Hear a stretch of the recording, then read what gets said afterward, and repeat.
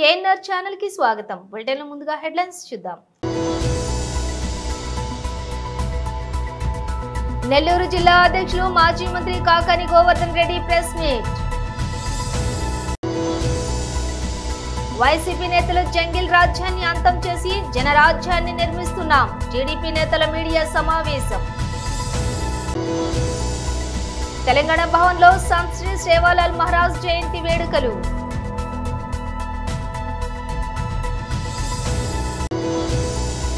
నల్గొండలో ఎమ్మెల్సీ ఎన్నికల ప్రచారంలో రాష్ట్ర అధ్యక్షులు కేంద్ర మంత్రి శ్రీ కిషన్ రెడ్డి.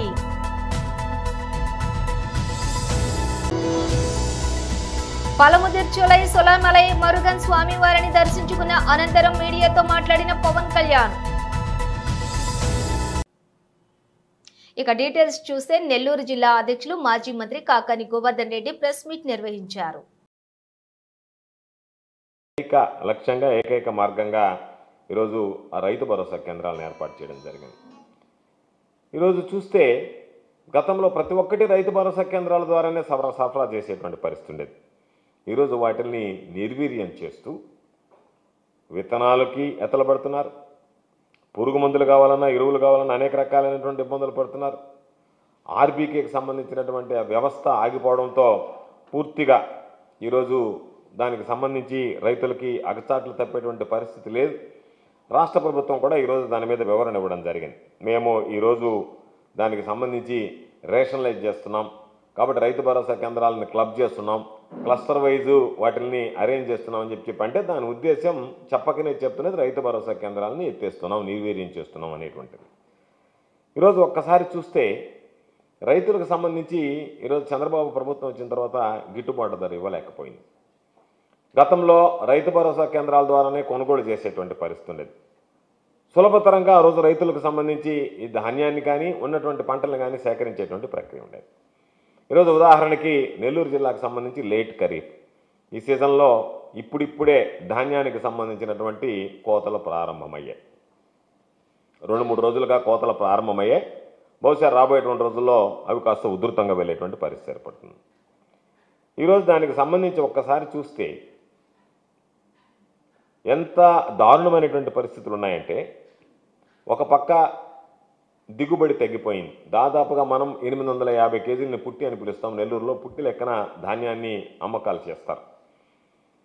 అటువంటి ఆ పుట్టికి సంబంధించినటువంటి దాంట్లో సాధారణంగా 4 పుట్లు దిగుబడి వచ్చేటువంటిది 4.5 కూడా అయ్యేటువంటి పరిస్థితి నెల్లూరు జిల్లాకు సంబంధించి. అటువంటిది 2.5 పుట్లకి పడిపోయింది ఈరోజు పాపం. అంటే రైతులకి దీనమైనటువంటి దారుణమైనటువంటి పరిస్థితులకు చేరుకున్నారు. గతంలో ఇదే సీజన్లో వైఎస్ఆర్ కాంగ్రెస్ పార్టీ ప్రభుత్వం అధికారంలో ఉంది.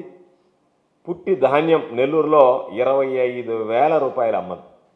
25,000 రూపాయలు గతంలో అమ్మితే ఈరోజు ప్రారంభంలోనే 15,000 నుంచి 16,000 రూపాయలకు అమ్ముతుంది. అంటే దాదాపుగా రైతుకి సంబంధించినటువంటి దాంట్లో ఎకరాకి 4 పుట్లు లెక్కేసుకుంటే గతంలో 1.5 పుట్టి ధాన్యం పోయింది. అంటే దాదాపుగా 1,00,000 రూపాయలు గత ప్రభుత్వంలో ఎకరా మీద వస్తే ఈరోజు రైతుకి 40,000 రూపాయలు చేతికి వచ్చేటువంటి పరిస్థితి ఏర్పడింది. అంటే ఎంత దారుణంగా రైతు ఈ ధాన్యానికి సంబంధించి ఒక్క నెల్లూరు జిల్లాలోనే నష్టపోతున్నాడు అనేటువంటిది ప్రత్యేకంగా చూడాల్సినటువంటి పరిస్థితి. దాని మీద సమీక్షలు ఏం జరగలేదు. జాయింట్ కలెక్టర్ గారు ఏదో ఒక రోజు పెట్టి 300 ధాన్యం కొనుగోలు కేంద్రాలు ఏర్పాటు చేశామని చెప్పారు. ఎక్కడ ధాన్యం కొనుగోలు కేంద్రాలు ఏర్పాటు చేశారు? ఏ విధంగా మీరు ధాన్యం కొనుగోలు కేంద్రాలు ఏర్పాటు చేశారు? దానికి సంబంధించి మీ దగ్గర ఉన్నటువంటి వ్యవస్థలు ఏమీ లేవు. 300 ధాన్యం కొనుగోలు కేంద్రాలు ఏర్పాటు చేస్తున్నాం అని చెప్పి పేపర్ మీద ఇచ్చి చంద్రబాబు నాయుడు ఏ విధంగా అయితే సెక్రటరీ వైసీపీ నేతలు జంగిల్ రాజ్యాన్ని అంతం చేసి జనరాజ్యాన్ని నిర్మిస్తున్నాం. జలవనరుల శాఖ మంత్రి నిమ్మల రామానాయుడు, టీడీపీ రాష్ట్ర అధ్యక్షులు పల్లా శ్రీనివాస్ యాదవ్ మీడియా సమావేశం నిర్వహించారు. పాత్రికేయ మిత్రులందరికీ కూడా ముందుగా నమస్కారాలు తెలియజేసుకుంటూ ఈరోజు జగన్మోహన్ రెడ్డి వంశీ విషయంలో చేసినటువంటి ట్వీట్ కానీ ఆ జగన్ మరి మాటలు కానీ చూస్తూ ఉంటే మరి ఈవేళ ఆంధ్రప్రదేశ్ రాష్ట్ర ప్రజలందరూ కూడా ప్రశ్నిస్తూ ఉన్నారు. ఏదైతే వల్లభనేని వంశీ చేసినటువంటి అరాచకత్వం కానీ ఆయన రౌడీయిజం కానీ మరి ఆయన యొక్క అరాచకత్వం పాలనని ఆ రోజుని చేసినటువంటి దాన్ని ఖండించకపోగా మరి ఈరోజు ఆ వంశీకి ఒత్తాసు పలకడం చూస్తూ ఉంటే ఒక దొంగే ఇంకొక దొంగను ఆదరించేటువంటి సంస్కృతి, ఒక అరాచకవాదే ఇంకొక అరాచకవాదిని మరి కౌగులించుకునేటువంటి పరిస్థితి ఈరోజు జగన్ మాటల్లో మనందరికీ కూడా కనిపిస్తున్నటువంటి పరిస్థితి. ఆ రోజు 5 సంవత్సరాల పాలనలో అంబేద్కర్ రాజ్యాంగం కాదు రాజారెడ్డి రాజ్యాంగం అంటూ మరి 5 సంవత్సరాల నీ అరాచక పాలనను ఆంధ్రప్రదేశ్ రాష్ట్ర ప్రజలందరూ కూడా చూసినటువంటి పరిస్థితి. ఈరోజు సాక్షుల గురించి మీరు మాట్లాడుతూ ఉన్నారు. సాక్షుల్ని బెదిరించడం కానీ, సాక్షుల్ని మరి వాళ్ళు చెప్పిన దాన్ని తారుమారు చేయడం కానీ, నేరాన్ని ఎదుటివారి మీద పెట్టేటువంటి నీ గుణం ఈరోజు కాదు గతం నుంచి కూడా చూస్తూ ఉన్నాం. జగన్మోహన్ రెడ్డి నీ కేసుల్లో కూడా ఈ రకమైనటువంటి పరిస్థితి మనందరం కూడా చూస్తాం. నేరస్తుల్ని బెదిరించడం, నేరస్తుల్ని మరి ఎవరైతే వాళ్ళు చెప్పినటువంటి వాంగ్మూలాల్ని తారుమారు చేయడం, మరి సాక్షుల్ని చంపడం, ఇవన్నీ కూడా నీ కేసుల్లో కూడా, ఒక వల్లభనేని వంశీ కేసే కాదు జగన్మోహన్ రెడ్డి కేసుల్లో కూడా ఇది జరుగుతున్నటువంటి పరిస్థితి మనందరం కూడా చూస్తున్నటువంటి స్థితి. ఏదైతే నేరం చేసి ఆ నేరం నుండి తప్పించుకోవడానికి ఇంకొక నేరం చేసినటువంటి వల్లభనేని వంశీ యొక్క విధానాన్ని నువ్వు ఖండించడం అని మరి అతనికి ఒత్తాసు పలకడం అని అంటే ఈరోజు రాష్ట్ర ప్రజలందరూ కూడా అసహించుకునేటువంటి పరిస్థితి. ఈరోజు జగన్మోహన్ రెడ్డిని సూటిగా అడుగుతూ ఉన్నాం. ఎవరైతే ఆ రోజు ఆఫీస్ మీద దాడి చేసినటువంటి వారి మీద ఎవరైతే కేసు పెట్టారో, మరి ఆ యొక్క సాక్షి ఎవరైతే ఆ రోజు దళిత బిడ్డ ఎవరైతే ఉన్నారో వాళ్ళని చంపుతానని వాళ్ళని బెదిరించి వంశీ కారులోనే కోర్టు దగ్గరికి తీసుకొచ్చి దొంగ సాక్ష్యం చెప్పడం ఎంతవరకు సమర్థనీయం? ఈవేళ జగన్మోహన్ రెడ్డి సమాధానం చెప్పవలసినటువంటి అవసరం ఉంది. ఒక దళిత బిడ్డను కిడ్నాప్ చేసి విశాఖపట్నంలో వంశీ ఆధీనంలో పెట్టుకుంటే ఎందుకు ఖండించలేకపోతూ ఉన్నావో ఈరోజు జగన్మోహన్ రెడ్డి సమాధానం చెప్పవలసినటువంటి అవసరం ఉంది. ఈరోజు మరి అరాచకత్వవాది వంశీని వెనకేసుకొస్తున్నటువంటి జగన్ తెలంగాణ భవన్లో సంత్ శ్రీ సేవాలాల్ మహారాజ్ జయంతి వేడుకలు నిర్వహించారు. बाबू नायक जरा वेदिका पे डिग्री शंकर नायक भैया बाबू नायक भैया मोहन नायक भैया 7 డయాసెఫ్ డిగ్రీ తమని స్వాగతం. దేశవ్యాప్తంగా ఉన్న 16 కోట్ల మంది గిరిజనులు ఈరోజు సేవాలాల్ జయంతి ప్రతి తండాలో ప్రతి ఊర్లో నిర్వహిస్తూ ఉన్నారు. కానీ మన అదృష్టం మనం తెలంగాణలో పుట్టడం, కేసీఆర్ గారి నాయకత్వంలో మాత్రమే, కేసీఆర్ గారు వచ్చిన తర్వాత మాత్రమే దీన్ని అధికారికంగా హైదరాబాద్ నడిబొడ్డున చేసే అవకాశం వచ్చింది. సేవాలాల్ మహారాజ్కి శిరస్సు వంచి పాదాభి వందనాలు తెలియజేసుకుంటున్నాం. సేవాలాల్ని గుర్తించి మరో సేవాలాల్గా గిరిజన జాతికి అండగా నిలబడ్డ కేసీఆర్ గారికి కూడా పాదాభివందనాలు తెలియజేస్తూ ఈ కార్యక్రమ సభాధ్యక్షులు ఈ కార్యక్రమానికి నిర్వహించడానికి కృషి చేసిన సోదరులు అన్న రూప్ సింగ్ నాయక్ గారికి, ఈ కార్యక్రమంలో నాతో పాటు పాల్గొంటున్న గౌరవనీయులు మాజీ పార్లమెంట్ సభ్యులు అప్పుడు గ్వారేర్ బాయి కవిత మాళోత్ గారికి, గౌరవ పెద్దలు హోంశాఖ మాత్యులు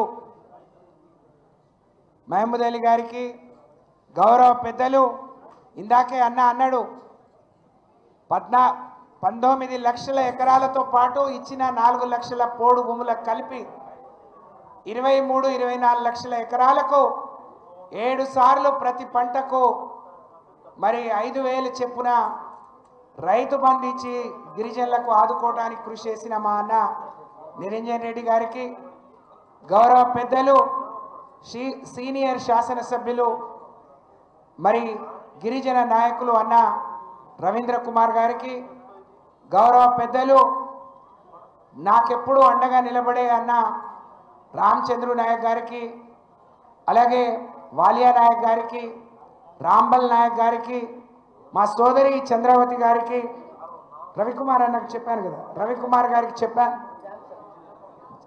మా సోదరుడు మరి ఇక్కడ మంచి చదువుకొని అమెరికాలో స్థిరపడాలనే అవకాశం ఉన్న నా జాతి కోసం నా ప్రాంతం కోసం పనిచేస్తా అన్న మన రామన్న క్లాస్మేట్ అన్న జాన్సన్ नायक గారికి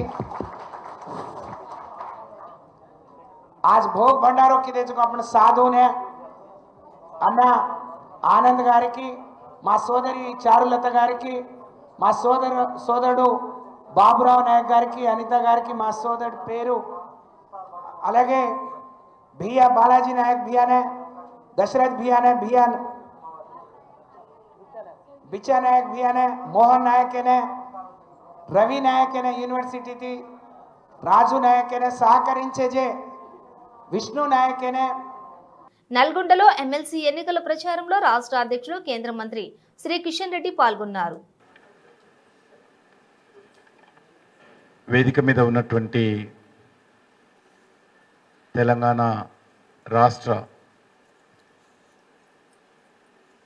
తపస్ సంస్థకు సంబంధించినటువంటి అసోసియేట్ అధ్యక్షులు పాపిరెడ్డి గారు, Telangana additional general secretary Pentaiah గారు, శ్రీరాములు గారు జిల్లా అధ్యక్షులు, అదేవిధంగా భాస్కరుడు గారు జిల్లా ప్రధాన కార్యదర్శి, డాక్టర్ వర్షిత్ గారు, అదేవిధంగా మన అభ్యర్థి సర్వోత్తమ్ రెడ్డి గారు, ఇక్కడ వచ్చినటువంటి గౌరవ ఉపాధ్యాయులు ఉపాధ్యాయులు ఇతర పెద్దలు అందరికీ నమస్కారం. ఈ నెల 27వ తేదీన మన రాష్ట్రంలో ఉన్నటువంటి 3 శాసన మండలికి సంబంధించినటువంటి స్థానాల్లో ఎన్నికలు జరుగుతూ ఉన్నాయి. అందులో 2 స్థానాలకు ఉపాధ్యాయుల నుంచి ఎన్నుకోవాల్సింది, అదో కాకుండా 1 పట్టభద్రుల నుంచి. ఈ యొక్క చట్టసభలు ఏర్పాటు చేసినప్పుడు కొన్ని వర్గాల యొక్క అవసరాలను గుర్తించి వాళ్ళ యొక్క సమస్యలు పరిష్కారం కావాల్సిన ఆవశ్యకత గుర్తించి శాసన మండలిలో వాళ్ళకు ప్రత్యేకమైనటువంటి మరి అధికారాలు ఇచ్చి వాళ్ళ ప్రతినిధిగా పంపేటువంటి అవకాశము ఈరోజు మన యొక్క చట్టసభలు ఏర్పాటు చేసినప్పుడు పెట్టుకోవడం జరిగింది. అందులో శాసన మండలిలో 3 ప్రధానమైనటువంటి వర్గాల నుంచి ఈ విధంగా వస్తారు.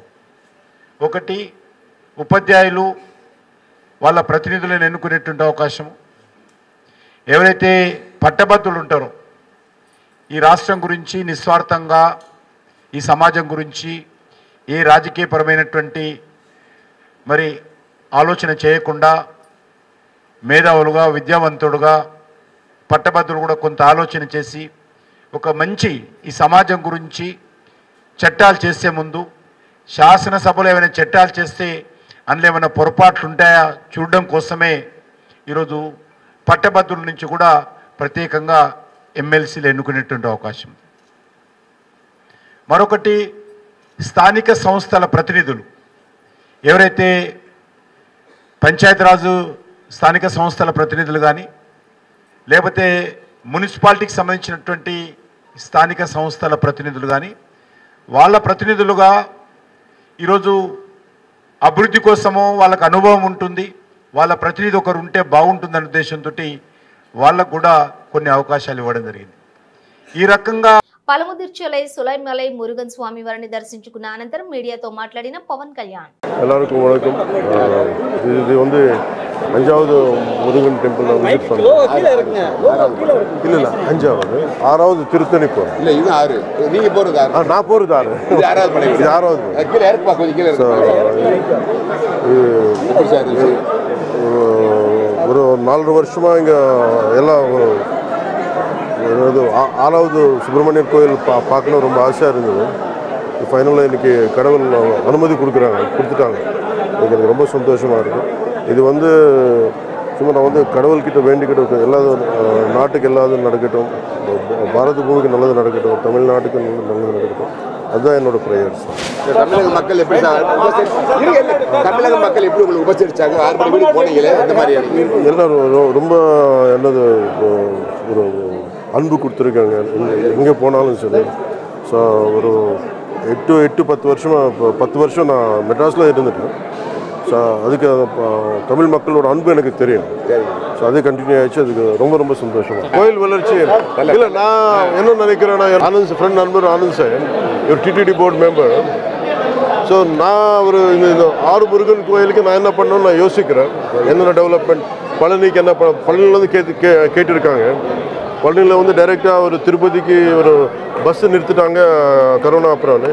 அதை நான் திருப்பி ஆரம்பிக்கிறதுக்கு ரெடியாக இருந்தது. ஆரம்பிக்கிறதுக்கு நான் ஃபோன் பண்ணிட்டேன் நேற்று. ஸோ அதுவும் அதுக்கு ட்ரெயின் கேட்டாங்க. ஸோ அதுவும் ஆரம்பிக்க போகிறேன். பட் இது தாண்டி ஆறுமுருகன் கோயிலுக்கு என்னென்ன பண்ணணும் இதெல்லாம் நான் இவர் அனுப்புகிறேன். நான் தனியாக நான் அனுப்புகிறேன்.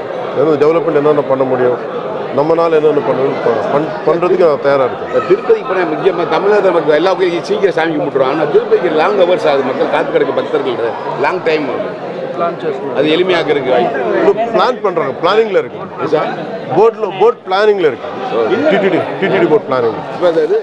టాలీవుడ్ సీనియర్ హీరో నందమూరి బాలకృష్ణ సంగీత దర్శకుడు ఎస్ఎస్ తమన్ కాంబో మంచి క్రేజ్ ఉన్నటువంటి సంగతి తెలిసిందే. వీరిద్దరి కాంబినేషన్ లో వచ్చినటువంటి డిటెక్టర్, అఖండ, వీరసింహారెడ్డి, భగవంత్ కేసరి, డాకు మహారాజు సినిమాలు బాక్స్ ఆఫీస్ ను షేక్ చేశాయి. బాలయ్య సినిమాకు తమన్ ఇచ్చే మ్యూజిక్ ఓ రేంజ్ లో ఉంటుంది. థియేటర్లలో సౌండ్ బాక్స్ లో బద్దలు కావాల్సిందే. సినిమాతో పాటు వ్యక్తిగతంగా కూడా బాలకృష్ణ తమన్ల మధ్య మంచి రిలేషన్ ఉంది. ఇక తాజాగా తమన్ కు బాలకృష్ణ ఓ సర్ప్రైజ్ గిఫ్ట్ ఇచ్చారు. ఖరీదైన పోర్షో కారును బహుమతిగా ఇచ్చారు బాలయ్య. అలాగే కెరీర్ పరంగా మరెన్నో విజయాలు అందుకోవాలని యువ సంగీత దర్శకుడిని ఆశీర్వదించారు. తమన్ కు బాలకృష్ణ కారు బహుమతిగా ఇస్తున్న ఫోటోలు ప్రస్తుతం సోషల్ మీడియాలో వైరల్ అవుతున్నాయి.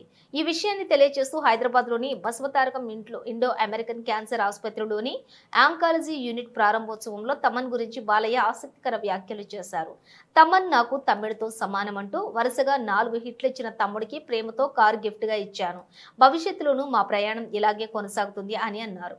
బాలయ్య ప్రస్తుతం అఖండ 2 చిత్రం షూటింగ్ లో బిజీగా ఉన్నారు. ఈ సినిమాకు కూడా తమన్నే బాణీలు అందిస్తూ ఉన్నారు. అఖండ 2కి కూడా థియేటర్లలో సౌండ్ బాక్సులు బద్దలవుతాయని ఇప్పటికే ఓ సందర్భంలోని తమన్ వెల్లడించిన సంగతి తెలిసిందే. ప్రముఖ ఐటీ కంపెనీ ఇన్ఫోసిస్ ఒకే రోజు 400 మందికి పైగా ట్రైనీ ఉద్యోగులను తొలగించడంపై కేంద్ర కార్మిక శాఖ తీవ్రంగా స్పందించింది. ఇటీవల ఉద్యోగులందరినీ ఒకేసారి తొలగించిన ఇన్ఫోసిస్ సెక్యూరిటీ సిబ్బందితో వారిని బయటకు పంపించి వేసింది. దీంతో బాధిత ఉద్యోగులు ఐటీ ఉద్యోగుల సంక్షేమ సంఘం కలిసి కేంద్ర కార్మిక శాఖకు ఫిర్యాదు చేశారు. తాజాగా స్పందించిన కేంద్ర కార్మిక శాఖ కర్ణాటక ప్రభుత్వానికి లేఖ రాసింది. సమస్యల పరిష్కారానికి చర్యలు తీసుకోవాలని సూచించింది. ఉద్యోగులను ఇన్ఫోసిస్ సామూహికంగా తొలగించడం జోక్యం చేసుకోవాలని కోరింది. రాత్రి వేళ బయటకు పంపితే ఎక్కడకు వెళ్లాలని, ఈ ఒక్క రాత్రి హాస్టల్లో ఉండేందుకు అవకాశం ఇవ్వాలని మధ్యప్రదేశ్ కు చెందినటువంటి యువతి బతిమాలినప్పటికీ కూడా కంపెనీ నిరాకరించింది. దీంతో వివిధ రాష్ట్రాలకు చెందిన ఉద్యోగులు రాత్రంతా క్యాంపస్ బయట రోడ్డుపైనే గడిపారు. ఈ ఫోటోలు సోషల్ మీడియాకి ఎక్కి వైరల్ అయ్యాయి. మరోవైపు ఉద్యోగుల తొలగింపును కూడా ఇన్ఫోసిస్ సమర్థించుకుంది. సంస్థలో నియామక ప్రక్రియ కఠినంగా ఉంటుందని, మైసూర్ క్యాంపస్ లో ప్రాథమిక శిక్షణ పొందిన తర్వాత ఇంటర్నల్ పరీక్షలో ఉత్తీర్ణులు కావాల్సిందని పేర్కొంది. వారిని 3 అవకాశాలు వారికి ఉంటాయని, అప్పుడు కూడా ఉత్తీర్ణత సాధించుకుంటే సంస్థలో పనిచేసే అవకాశం ఉండదని తెలిపింది. ఈ విషయమై వారితో ముందుగానే ఒప్పందం చేసుకుంటామని వివరించింది. పెద్దపల్లి జిల్లా అంతర్గా మండలం పెద్దంపేట గ్రామంలోని సిపిఐ-ఎంఎల్ న్యూ డెమోక్రసీ కార్యాలయం ఆవరణలో పార్టీ రాష్ట్ర కమిటీ పిలుపులో భాగంగా జిల్లా కమిటీ ఆధ్వర్యంలో ఈ నెల 20వ తేదీన హైదరాబాద్ ఇందిరా పార్కు వద్ద జరుగుతున్న బహిరంగ సభకు వేలాదిగా ప్రజలు తరలి రావాలని చలో హైదరాబాద్ పోస్టర్స్ ను ఆవిష్కరించారు. ఈ సందర్భంగా అఖిల భారత రైతు కూలీ సంఘం ఏఐఎంకేఎస్ రాష్ట్ర నాయకులు మేరుగు చంద్రయ్య హాజరై మాట్లాడుతూ, తెలంగాణ రాష్ట్రంలోని అధికారంలోకి వచ్చి 14 నెలలు గడుస్తున్నప్పటికీ కాంగ్రెస్ ప్రభుత్వం ఎన్నికల నాడు ప్రకటించినటువంటి 6 గ్యారంటీల హామీని పూర్తిగా అమలు జరపడంలోని విఫలమైందని చెప్పి దుయ్యబట్టారు. ఇచ్చిన హామీలను వెంటనే నెరవేర్చాలని, అలాగే అర్హులైన పేదలందరికీ కూడా ఇళ్లు, రేషన్ కార్డులు వెంటనే మంజూరు చేయాలని డిమాండ్ చేశారు.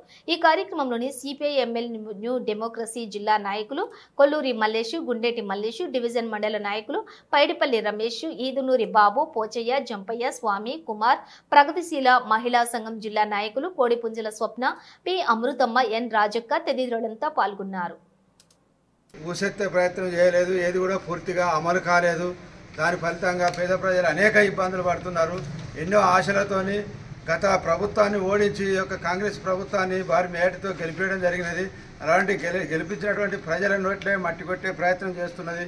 కాబట్టి ఈ యొక్క 6 గ్యారంటీలను వెంటనే అమలు చేయాలని, అదేవిధంగా రకరకాల ప్రజాపాలన పేరుతో కూడా ప్రజలను ఇబ్బందులకు గురి చేస్తున్నారు. కావున ఏదేమైనప్పటికీ కూడా అర్హులందరికీ కూడా పేద ప్రజలకు అందరికీ కూడా ఇల్లు మంజూరు చేయాలని, అదేవిధంగా రేషన్ కార్డులు కూడా మంజూరు చేయాలని, ప్లాట్లు లేని వారికి ప్లాట్లు ఇవ్వాలని కూడా సిపిఎంఎల్ న్యూ డెమోక్రసీ పిలుపునిస్తుంది. ముఖ్యంగా ఏదైతే కేంద్రంలో బీజేపీ ప్రభుత్వం ఆపరేషన్ కగార్ పేరుతో, నక్సలైట్ల ఏరువేత పేరుతో అనేక మంది అమాయక గిరిజన పౌరులను పుట్టన పెట్టుకోవడం జరుగుతుంది. కావున దాన్ని కూడా ఆ యొక్క కేంద్ర ప్రభుత్వ విధానాలకు వ్యతిరేకంగా కూడా పోరాడవలసిన అవసరం ఉన్నది.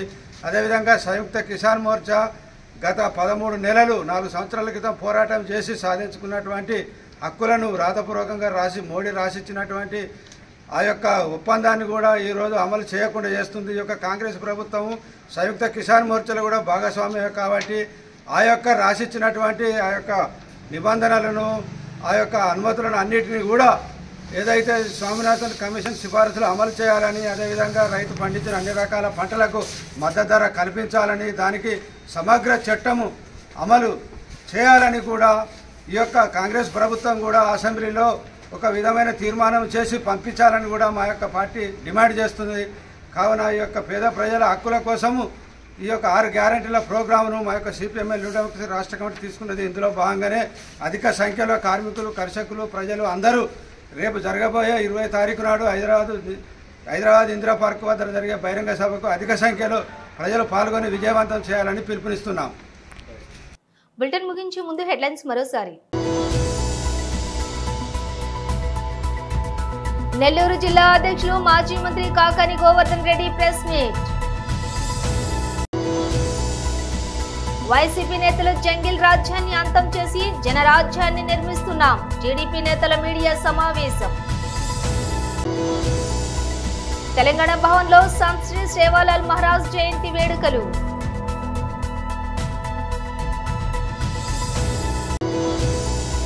నల్గొండలో ఎమ్మెల్సీ ఎన్నికల ప్రచారంలో రాష్ట్ర అధ్యక్షులు కేంద్ర మంత్రి శ్రీ కిషన్ రెడ్డి.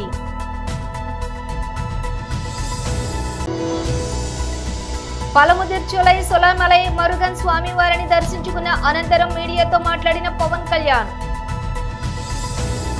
ఇవి బులెటిన్ విశేషాలు. మరో బులెటిన్తో మళ్ళీ కలుద్దాం.